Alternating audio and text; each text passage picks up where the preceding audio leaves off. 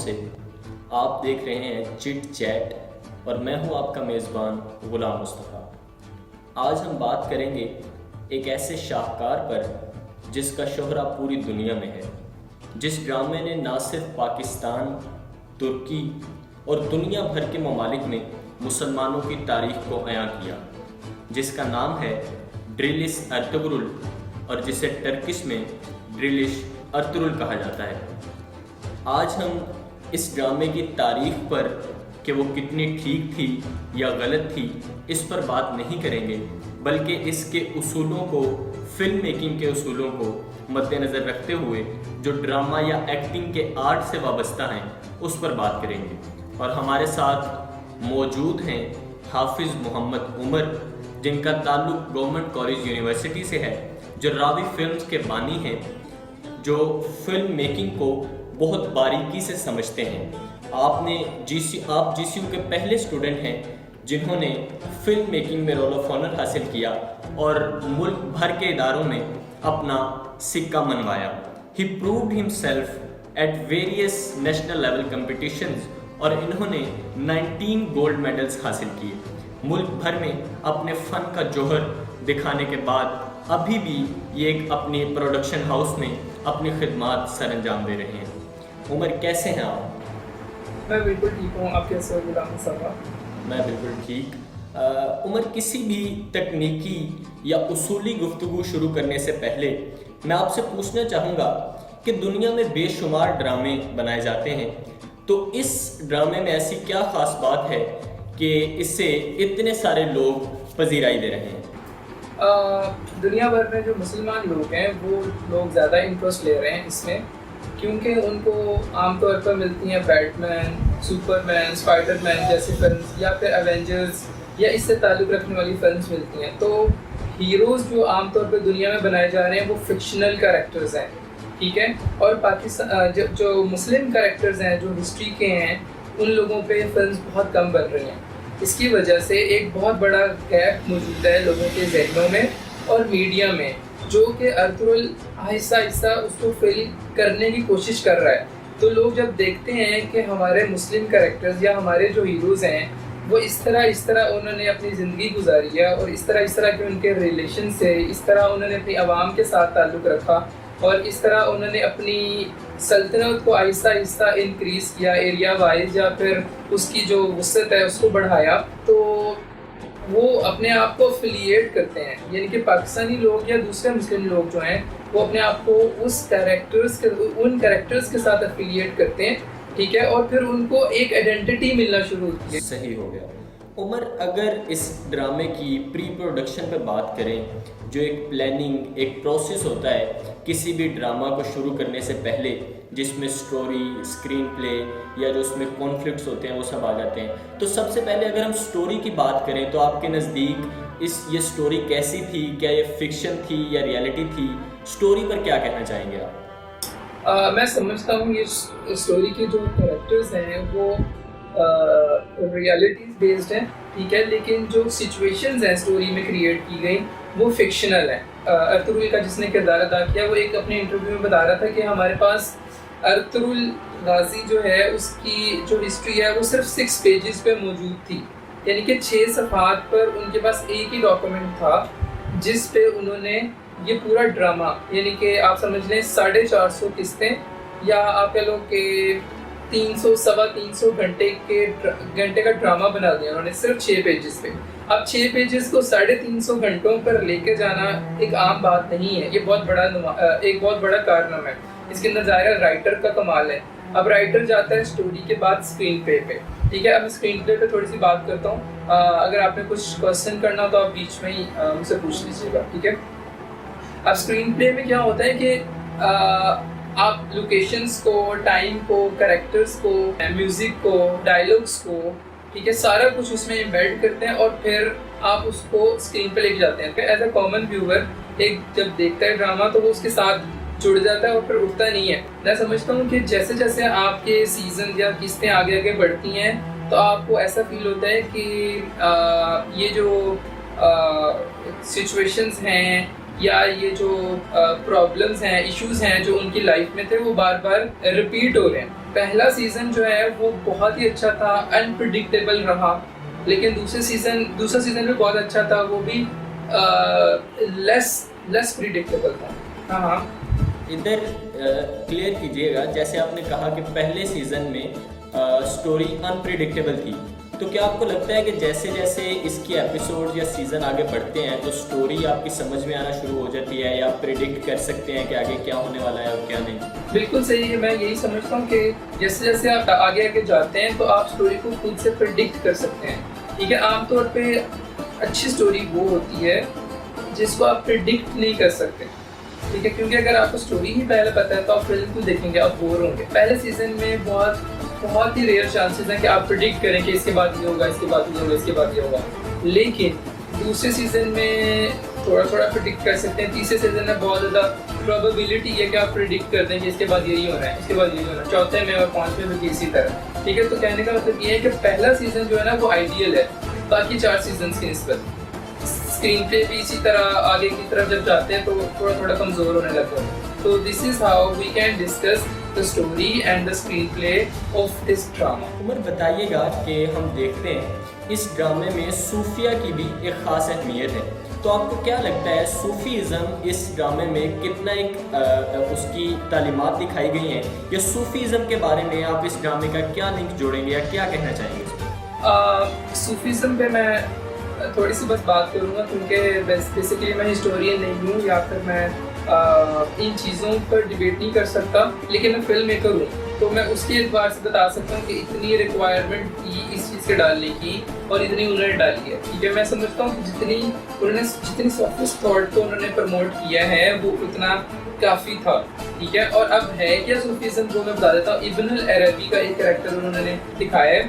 ठीक है, जो इब्नुल अरबी कौन है, वो सूफीज़म के पहले सूफी थे। ठीक है, जो जिनकी तालीमात का निचोड़ जो है वो आप वहदतुल वजूद में देखते हैं। ठीक है, वहदतुल वजूद का लफ्ज़ उन्होंने खुद तो इस्तेमाल नहीं किया अपनी लाइफ में, लेकिन बाद में आने वाले लोगों ने जब उनकी तालीमात को पढ़ा तो देखा कि उनका जो पूरा लंबे लुबाव निकल रहा है ना पूरी तालीमात, तो वो वहदतुल वजूद है। सो आज के पाकिस्तान के लोग रहने वाले जो मुसलमान हैं वो अपनी ट्रेडिशंस को जब इब्नुल अरबी के कैरेक्टर में या इब्नुल अरबी के सराउंडिंग में ड्रामे में देखते हैं तो ज़्यादा एफिलिएट कर सकते हैं। तो इब्नुल अरबी का कैरेक्टर भी उनको उसके साथ इंस्पायर कर रहा होता है। उमर, हम देखते हैं कि किसी भी फिल्म में या किसी भी ड्रामे में डायलॉग्स एक खास किरदार अदा करते हैं और उनकी एक अपनी अहमियत होती है। तो आपको क्या लगता है कि इस ड्रामे के डायलॉग्स अपने कैरेक्टर्स के साथ और अपनी सिचुएशंस के साथ किस हद तक अपना हक अदा कर पाए हैं और कितने मजबूत डायलॉग थे या नहीं?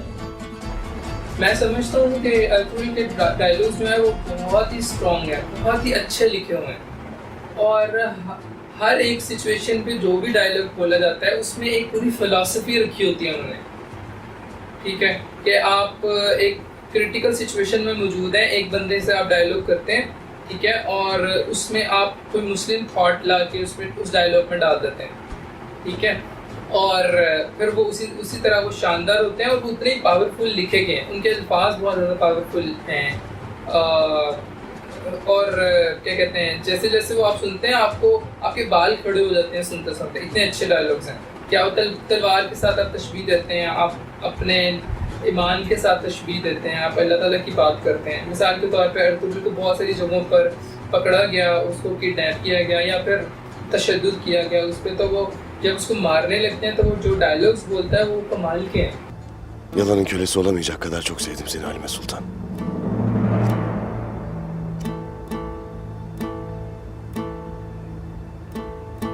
Öleceğim diye üzülmeyiz. Son nefesimde ağzımda Allah'ın şehadeti, yüreğimde de senin aşkınla öleceğim.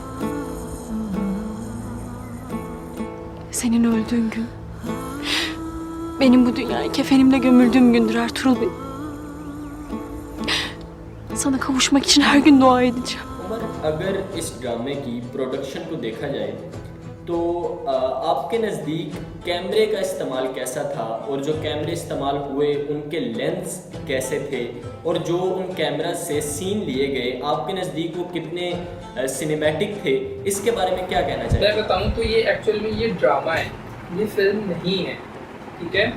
तो फिल्म के जो कैमरास होते हैं या उनकी जो सिनेमेटोग्राफी होती है या जो उनकी फ्रेमिंग होती है या उनकी जो मूवमेंट होती है वो इस ड्रामे में कहीं कहीं नज़र आती है, लेकिन हर एक जगह पे मौजूद नहीं है वो चीज़, ठीक है। तो आप ये कह लें कि इस ड्रामे के कुछ सीन्स जो हैं वो बहुत ज़्यादा सिनेमैटिक हैं, बहुत अच्छे हैं, लेकिन बाकी सीन्स जो हैं वो ड्रामे के लिहाज से, टेलीविज़न के लिहाज से बनाए गए हैं। लेकिन स्टिल मैं समझता हूँ कि जो उन्होंने कैमराज इस्तेमाल किए हैं वो मेरे ख्याल के मुताबिक वो वही कैमराज हैं जो आमतौर पे बड़ी फिल्म बनाने के लिए इस्तेमाल होते हैं, वही लेंसेज इस्तेमाल किए गए हैं। अगर मैं उसकी DOP की बात करूँ उस ड्रामे के, मैं समझता हूँ वो बहुत अच्छा था, और शायद ही मुझे कहीं पे ऐसा लगा हो कि यार इसने टेक्निकली कोई गलती की है, ठीक है। हो सकता है फ्रेमिंग्स में गलती की हो, जहाँ पे जिस तरह का फ्रेम रखना चाहिए जिसका ज़्यादा इम्पैक्ट है वो ना हो, लेकिन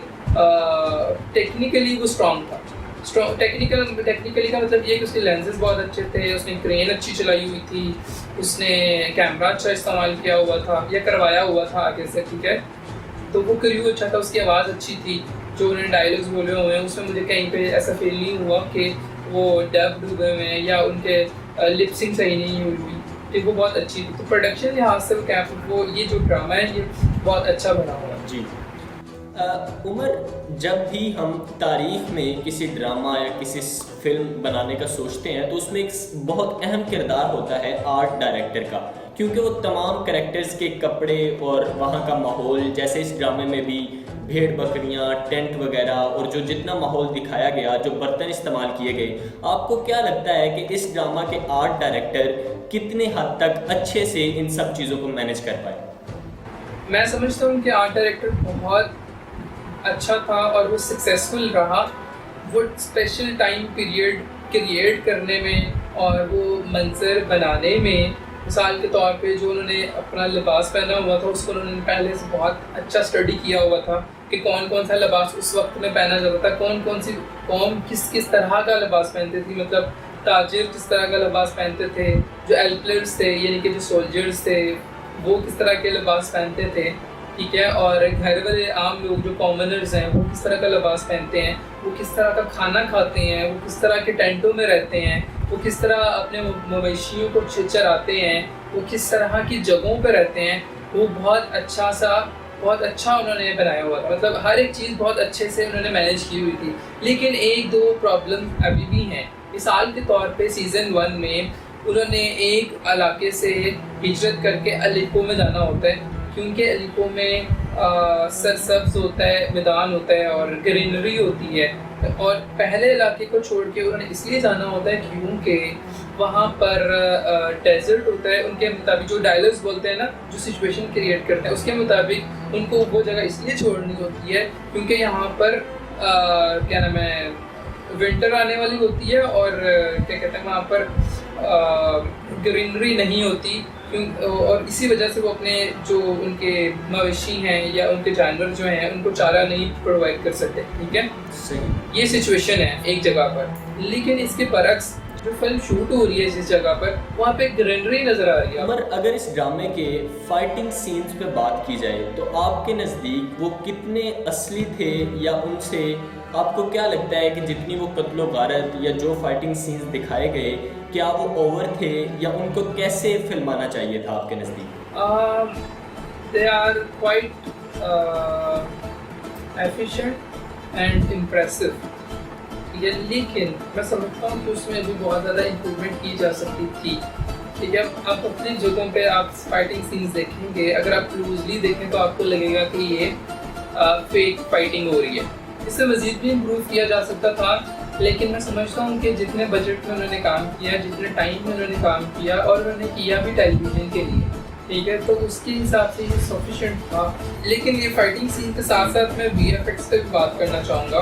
VFX के थ्रू उन्होंने जो कैसल्स दिखाए हैं ड्रामे में, वो भी उन्होंने VFX के साथ बनाए हैं।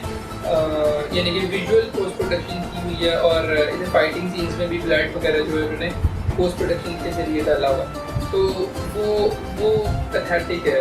क्वालिटी इफेक्ट्स पे बात करनी चाहिए क्योंकि इसका जो साउंड इफेक्ट है इस ड्रामे का वो बाद में पोस्ट प्रोडक्शन में बनाया गया।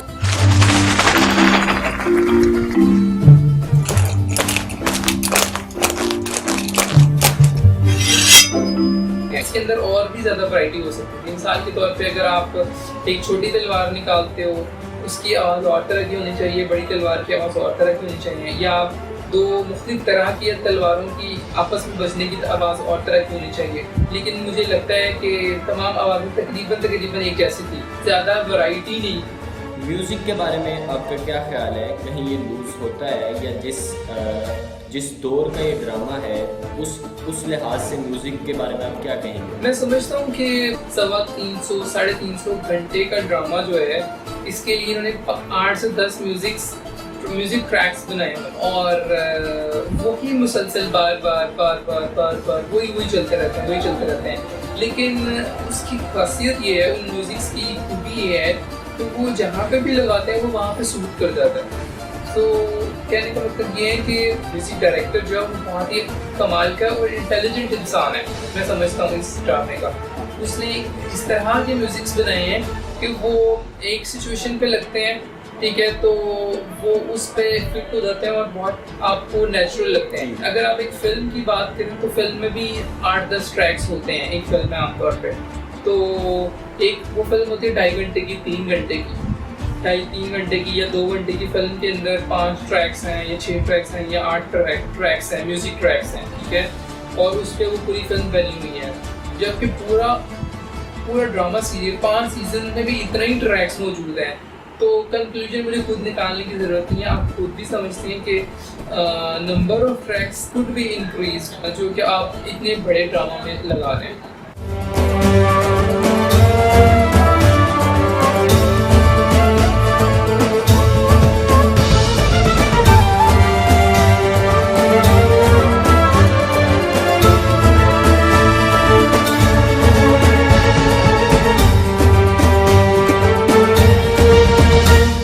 बहुत सारे ऐसी चीज़ें हैं जो उन्होंने पूरी नहीं की। फॉर एग्जांपल पांचवा जो सीज़न है उसमें पूरे सीज़न में अर्तुगरुल जो है वो एक बड़ी वॉर जो कि मंगोल के खिलाफ उन्होंने करनी है वो उसकी तैयारी करता रहता है, ठीक है, कि वो बल्कि खान से मिल रहा है, वो तुर्कों को इकट्ठा कर रहा है, तुर्क कबाइल को इकट्ठा कर रहा है। वो ऑगस्ट खान जो है रेड एप्पल जिनका गोल है हासिल करना, उनके साथ मिलता है, अपनी फौज को इकट्ठी करने की कोशिश करता है, ठीक है। लेकिन इवेंचुअली वो बिग वॉर नहीं दिखाते ड्रामे में जो कि मंगोलों के साथ होती है और उन्होंने मंगोलों को शिकस्त देनी है या नहीं देनी वो बात की बात है, लेकिन वो वैसी वार नहीं है। अगर आप ये एक्सपेक्ट कर रहे हैं ड्रामे से कि आपको एक बड़ी वॉर मिलेगी देखने के लिए इवेंचुअली, लेकिन ऐसा है तो ऐसा नहीं होगा इस ड्रामे में, ठीक है। और बहुत सारी ऐसी चीज़ें, जैसे नोयान एक बहुत बड़ा कैरेक्टर है इस ड्रामे में जो कि मंगोलों का एक कमांडर था बहुत बड़ा, उसको एक जगह पे इन्होंने दिखाया कि वो उसको मार दिया गया है, लेकिन बाद में चौथे आई थिंक चौथे सीजन में दोबारा वापस आता है, लेकिन